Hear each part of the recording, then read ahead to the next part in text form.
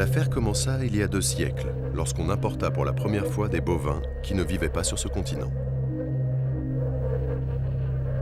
Avec le temps et l'accumulation des bouses, les larves des mouches bénéficiaient des conditions idéales pour leur prolifération, et ce fut l'invasion.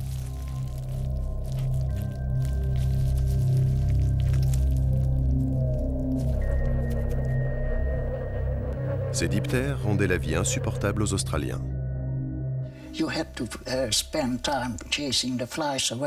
On passait beaucoup de temps à chasser les mouches sur nos visages. C'était une vraie nuisance qu'il fallait subir car il n'y avait pas de solution. Les mouches parasitaient tellement le quotidien qu'il était même interdit par une loi de déjeuner dehors dans de nombreuses villes australiennes.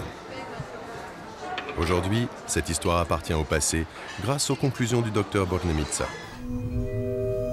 L'Australie n'avait tout simplement pas de bousiers, alors qu'il existe plus de 4000 espèces. Les bousiers se nourrissent presque exclusivement des excréments. Mais attention, à chacun sa crotte, car ils sont spécialisés.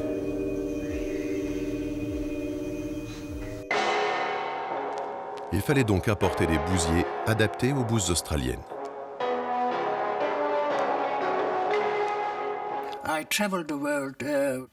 J'ai traversé le monde pour sélectionner les espèces adaptées au climat australien. C'est en Afrique que le docteur Bornemisza trouva enfin des gourmets sensibles aux mets australiens.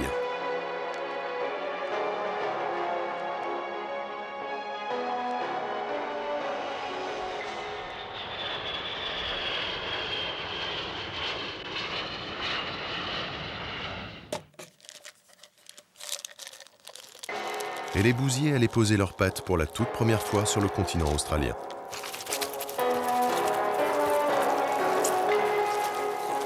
Aussitôt, les résultats furent stupéfiants. Les bouses disparaissaient du sol en quelques jours au lieu de plusieurs années. Et les mouches, n'ayant plus de matière pour pondre leurs œufs, désertaient les villes.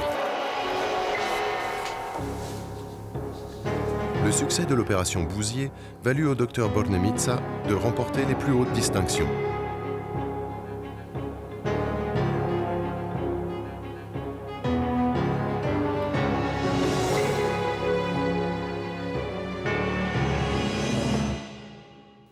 Son programme de recherche a fermé ses portes en 1985.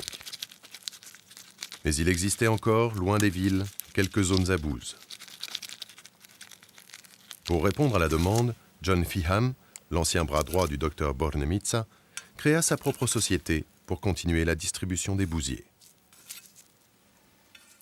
Les fermiers veulent vraiment avoir des bousiers.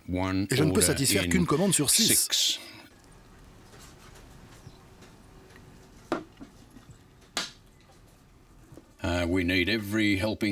Nous avons besoin d'exploiter le cycle naturel existant pour créer un système durable dans les pâturages d'Australie. Le bétail consomme seulement 60% des protéines de l'herbe. Les 40% restants tombent au sol et c'est de cela que dépendent les bousiers.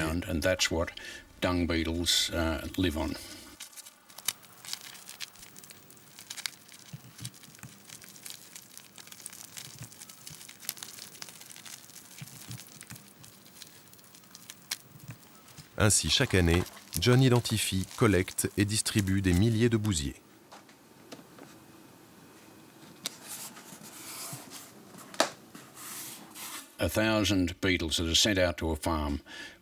Mille bousiers envoyés à une ferme se transforment en peu de temps en des dizaines de millions de bousiers.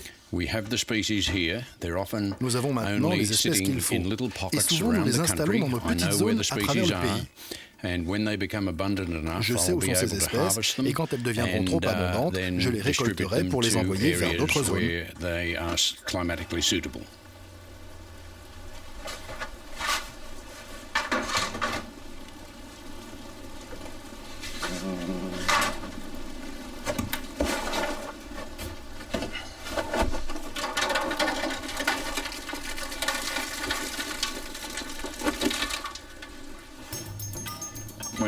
Nous avons besoin de bouses fraîches. Depuis combien de temps sont-elles dans ce champ? Aujourd'hui seulement? Voilà. Allons-y, les petits gars. C'est beau. Un coup sec pour les enlever des doigts. On referme le couvercle.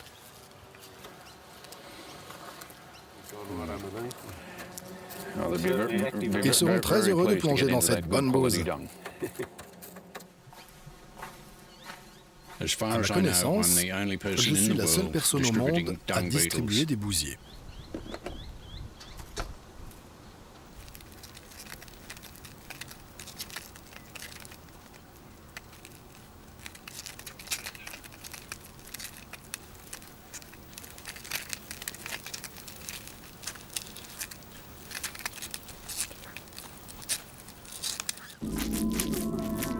La bouche des bousiers est adaptée à la nature de l'excrément.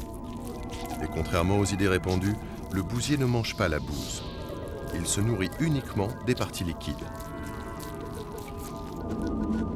Les adultes aèrent le sol et descendent les excréments jusqu'à 30 cm sous terre, ce qui fertilise les sous-sols de l'Australie. Bien mieux que tout engrais que l'industrie chimique puisse produire. Des expériences en laboratoire ont démontré par exemple que les plantes de millet produisent évidemment plus au contact des bouses, mais encore davantage avec l'action des bousiers.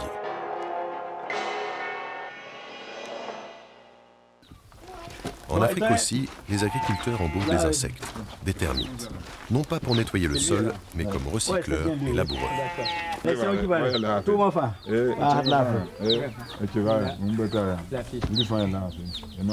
C'est lui notre agriculteur qui utilise les termites.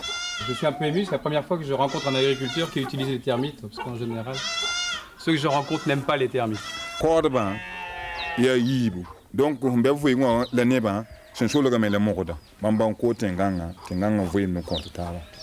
ils disent que depuis les grands-parents, ils étaient conscients que les termites avaient un rôle, parce que pour lui, les hommes travaillent en haut et les termites travaillent en bas et ça se complète. Quand ça deviendra sec, et si l'eau se trouve au-delà de 100 mètres, les termites descendront pour remonter un peu d'humidité.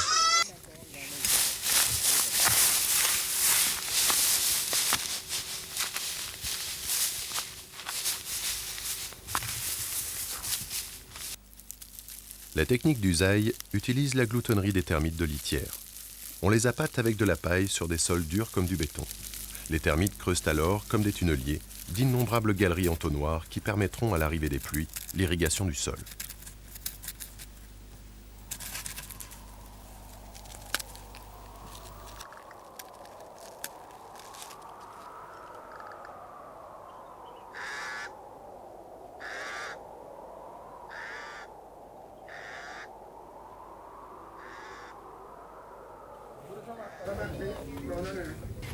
Abdoulaye Mando, ingénieur agronome, cherche à réhabiliter la vieille tradition africaine d'Usaï.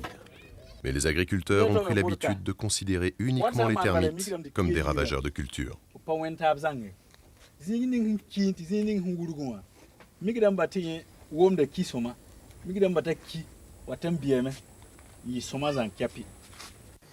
Ici, c'est une situation sans paille, donc sans termites. Ici, c'est une situation avec paille, donc avec termites, et tu vois le résultat, une végétation luxuriante.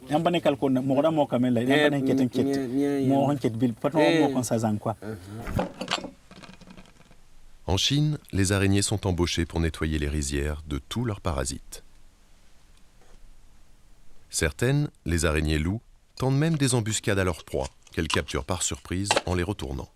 Elles sont d'excellentes chasseuses, d'où leur nom. Le professeur Angmet Yen essaie de sensibiliser les paysans à leur usage, plutôt que de faire appel systématiquement à des insecticides. Même si la méthode peut paraître artisanale, les États-Unis et la France commencent à recruter également des araignées comme pesticides naturels pour protéger leurs vignes.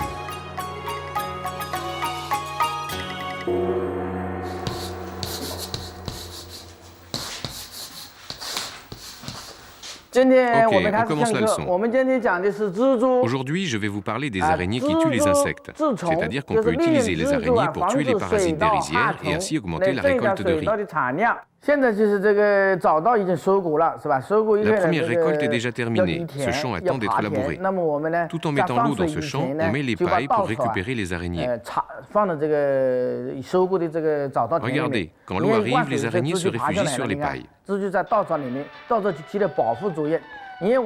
Et puis, on ramasse les pailles pleines d'araignées et on les met dans les champs de la deuxième récolte, où on vient juste de planter le riz.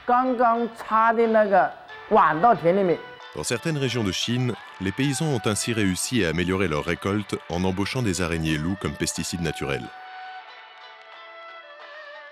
Mais même avec les films et la propagande, les tabous sont forts. Je trouve que les araignées sont très sales et répugnantes. Pourquoi dites-vous qu'elles sont de bons animaux? Pour se nourrir, elles tuent, surtout les insectes qui mangent le riz, donc elles sont utiles. Première étape, l'araignée injecte son poison dans l'insecte, puis elle met sa salive qui détruit les tissus.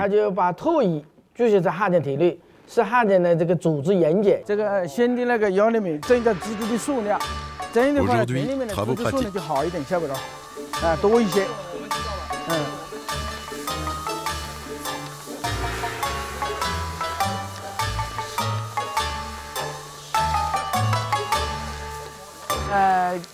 On va apprendre comment mettre les pailles dans le champ pour transférer les araignées. Faites comme moi. Et puis, on va prendre les pailles et les mettre dans un autre champ pour protéger les araignées. Le professeur Angmet Yen a calculé que les terres cultivées n'abriteraient pas moins d'1 million d'araignées de toute taille par hectare. Alors, pourquoi se priver de ces ouvrières sans salaire? Regardez, les araignées montent dans les pailles. Ça prouve que cette méthode est très efficace. On peut utiliser cette méthode pour protéger les araignées et les récoltes. Vous comprenez?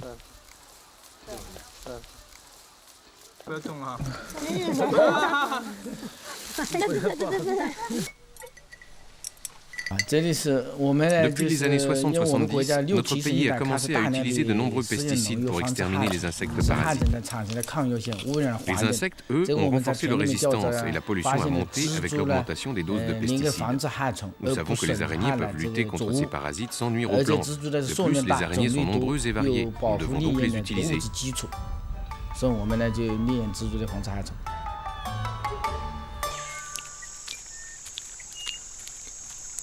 En Chine, cette technique a permis de réduire de 50% l'utilisation des pesticides.